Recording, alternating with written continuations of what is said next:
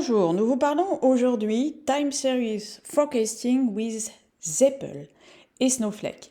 Alors, qu'est-ce que le Time Series Forecasting? C'est en fait des prévisions effectuées à partir d'un historique de données.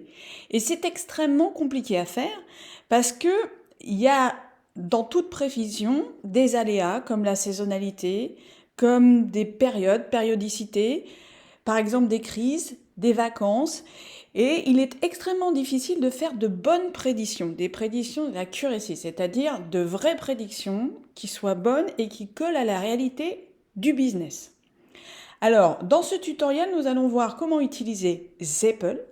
Nous allons voir déjà ce qu'est Zeppel et aussi utiliser la librairie Facebook Prophet, qui est une librairie qui est dédiée à ce qu'on appelle Time Series Forecasting. Alors, qu'est-ce que Zeppel? Zeppel, en fait, c'est présenté, la promesse de Zeppel, c'est une Data Science Notebook Solution. C'est en fait une plateforme qui permet d'héberger des notebooks. Des notebooks, alors, qui peuvent être développés, c'est ça la promesse, en Python, en A, en Scala, en Spark, utilisés aussi également SQL. Et cette plateforme va être collaborative. L'idée, au centre de la promesse de Zeppel qui a été rachetée en 2021 par DataRobot, c'est de proposer une plateforme collaborative autour de notebooks. Et en fait, cette plateforme, elle est assez agnostique en termes de technologie. D'où sa facilité d'adoption par des data scientists qui travaillent sur différents langages, qui ont développé différents modèles, puisqu'il y a la possibilité d'importer dans Zeppel ses propres modèles. Et alors, qui prévaut et les atouts de Zeppel, c'est la connectivité, donc on va le voir avec Snowflake. On peut se connecter aussi à Google BigQuery, SAP, MySQL, etc. Et aussi cette capacité à se connecter évidemment au Git, à GitHub et aux fichiers plats par exemple, aux fichiers JSON. Il y a tout un aspect collaboratif qui est mis ici en avant, Your Team, et ici également, vous voyez. Et puis après, quand je dis que c'est une plateforme assez agnostique, c'est que vous pouvez utiliser les langages de machine learning, de data science, qui sont possédés par vos équipes. Donc, si vous avez des data scientists qui codent en Python, en R, en Spark, en SQL, etc., vous pouvez évidemment utiliser cette plateforme. Alors, voilà le tutoriel. Ça va être de se connecter donc aux données et puis ensuite de les importer dans l'interface Zeppel et à partir de ces données, entraîner un modèle issu de la librairie Facebook Prophet et ensuite effectuer des prédictions. Voilà en fait le challenge d'aujourd'hui.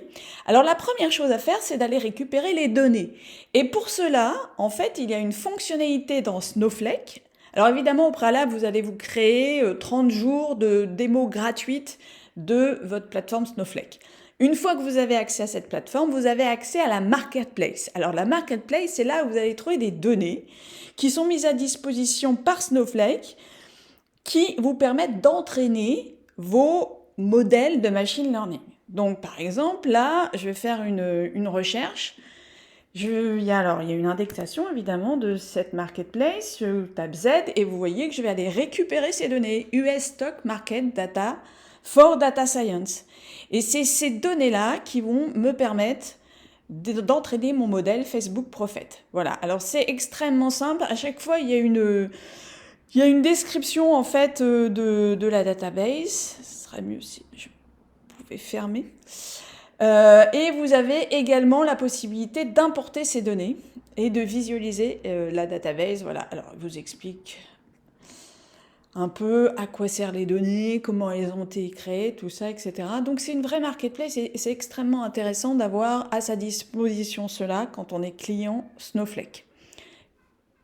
Alors j'ai importé donc mes données, Zeppel, US Stock Daily, et je récupère automatiquement, donc tout ça c'est fait de façon automatique. J'ai un clic à effectuer dans Snowflake et je vais avoir accès à mon stockage dans ma base de données, mes tables qui sont dans mon schéma public, donc avec le compagnie profil, stock history et symbols comme table, et puis je vais pouvoir, une fois qu'elles sont renseignées dans ma database, je vais pouvoir effectuer des requêtes. Donc voilà, ça c'est le premier paramétrage à faire côté Snowflake en utilisant la marketplace. Alors, vous pouvez aller voir, il y a d'autres sources de données dans n'importe quelle catégorie, voilà, démographique, économique, environnement, financial. N'hésitez pas à aller voir ce que vous permet de récupérer comme données la marketplace de Snowflake. Alors, deuxième temps, vous allez vous créer un compte Zeppel. Alors pour cela, vous allez aller sur leur site et vous allez cliquer sur Start for Free. Vous allez vous identifier. Une fois que vous vous identifiez, vous avez accès donc à cette interface Zeppel. Alors vous voyez, on retrouve le logo de DataRobot puisqu'ils ont été rachetés par DataRobot. Et vous avez la possibilité donc de créer un nouveau notebook.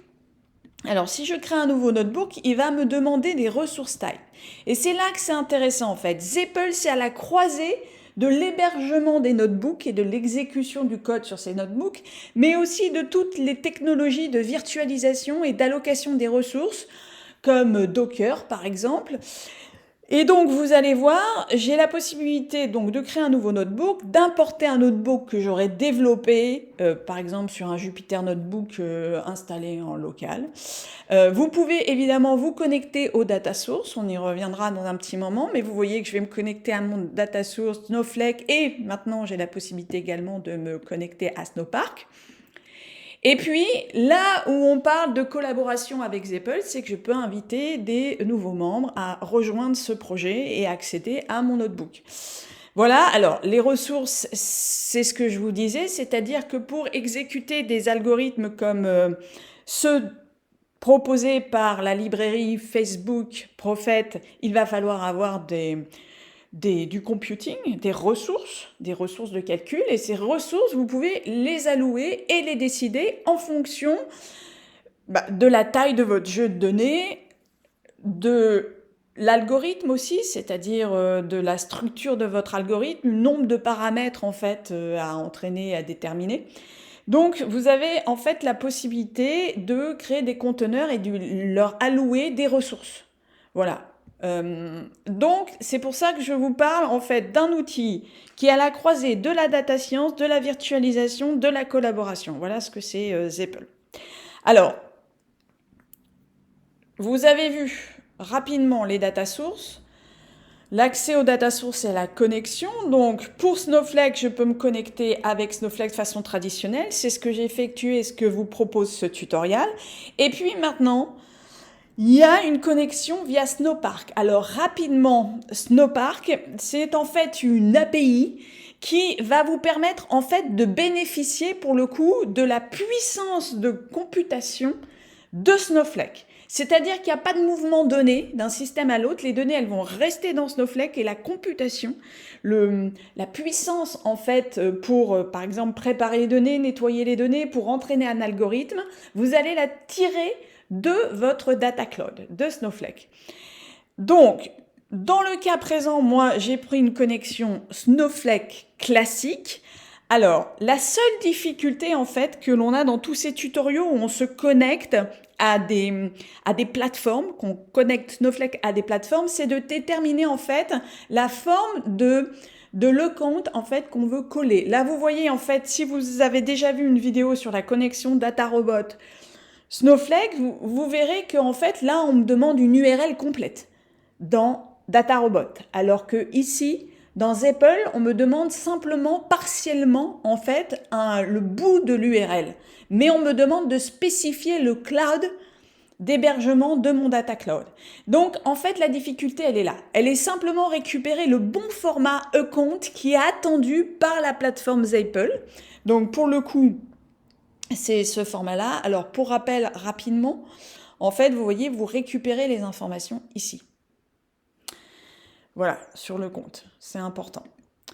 Après, c'est sans difficulté. Vous allez renseigner le nom de la warehouse utilisée, la base de données, le schéma public, vous allez renseigner vos identifiants et le rôle système admin.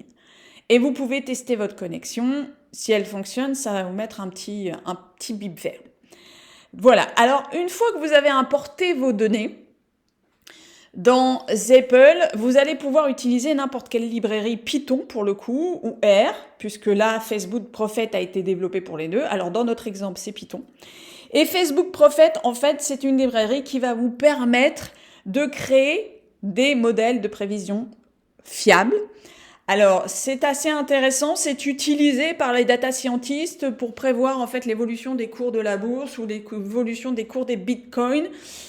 Vous pouvez utiliser Facebook Prophet, vous avez quelques articles et quelques blogs qui vous expliquent comment c'est effectué, comment c'est utilisé. Donc, ce que vous allez faire en fait dans Zeppel, pour revenir à notre notebook qui a été créé et qui s'est connecté, alors vous voyez que hop là j'ai accès à mes connexions et que moi je me suis connectée via cette connexion que j'ai appelée Data avec mes différents identifiants, voilà, que je vous ai montré, le compte, le warehouse, la database. Voilà. Alors, une fois que vous êtes connecté à ces données, que vous avez créé en fait votre notebook, My Notebook, vous allez en fait, là, vous voyez, je vais utiliser Python. Alors c'est facile pour utiliser Python, faut mettre pourcentage Python et puis après vous mettez votre code. La première chose que je vais faire, c'est que je vais importer les données. L'importation des données va me permettre d'effectuer des requêtes SQL directement dans notre notebook. Voilà, et cette requête SQL va me renvoyer les données. Donc là, je vérifie que ma connexion, elle est effective et qu'il n'y a aucun problème.